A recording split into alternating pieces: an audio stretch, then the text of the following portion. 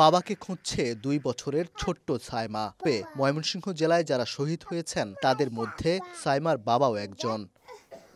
20 জুলাই গুলিবিদ্ধ হয়ে মারা যাওয়ার পর থেকে 3 সন্তানকে নিয়ে অথৈ সাগরে রহিমা আক্তার দিনমজুর স্বামীকে হারিয়ে সন্তানদের নিয়ে কুলকিনারা হারিয়ে ফেলেছেন। এদিকে পুলিশের গুলিতে চোখের দৃষ্টি হারিয়ে অসহায় আরিশ আহমেদের পরিবার।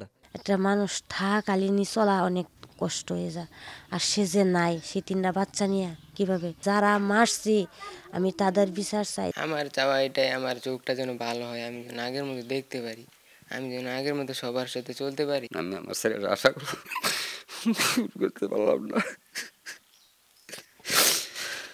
আমার ছেলেটার চোখটা ভালো হয় এবং সরকার যাতে তার সাথে থাকে। জুলাই বিপ্লবে যাদের আত্মত্যাগে স্বৈরাচার হটিয়ে আজকের নতুন বাংলাদেশ, তাদের সুচিকিৎসায় অন্তর্বর্তী সরকারকে জোরালো পদক্ষেপ নেওয়ার আহ্বান জেলা বৈষম্য বিরোধী আন্দোলনের সংগঠকদের। যারা আহত হয়েছে বা যারা নিহত হয়েছে তাদের পরিবারকে ক্ষতিপূরণ দেয়া, এই দাবিটা আমরা চাই। সরকার কোনোভাবেই এখানে কার্পণ্য করবে না। গভর্নমেন্টের আমার মনে হয় যে অসুস্থদেরকে নিয়ে আরও একটু ভাবা উচিত, কারণ এই চোখগুলার বিনিময়ে, হাতগুলার বিনিময়ে হয়তো আমরা আজকে স্বাধীন বাংলাদেশ। যারা আহত হয়েছেন তাদেরকে বিভিন্নভাবে তাদের চিকিৎসার সুবিধা আমরা প্রদান করছি এবং তাদেরকে যারা বেকার হয়েছেন তাদেরকে আমরা পুনর্বাসনের জন্য আমরা প্রয়োজনীয় পদক্ষেপ গ্রহণ করছি। জুলাই আগস্ট গণ অভ্যুত্থানে পুলিশ ও ছাত্রলীগের হামলায় ময়মনসিংহে নিহত হয়েছেন 40 জন এবং আহত 283 জন।